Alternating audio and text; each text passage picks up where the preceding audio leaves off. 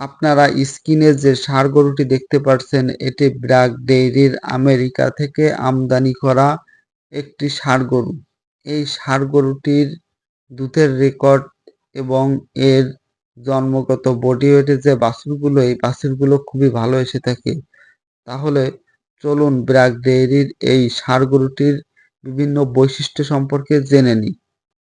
প্রথমে আমরা জানব এই ষাঁড় গরুটি হারবার্ট ৩৩৪ নম্বর আইডিতে এই গরু সিমেন্ট ব্র্যাক ডেইরি বাজারজাত করে থাকে। এই ষাঁড় গরুটির বর্তমান বডি ওয়েট ১০৬০ কেজি, তাহলে বুঝতে পারছেন কত বড় ষাঁড়। এবং এই ষাঁড় গরুটির মায়ের দুধের রেকর্ড ১৫৯০ লিটার বছরে, যা দৈনিক ৫৫ লিটার হিসেবে দুধ দিয়ে থাকে এই ষাঁড় গরুটির মা।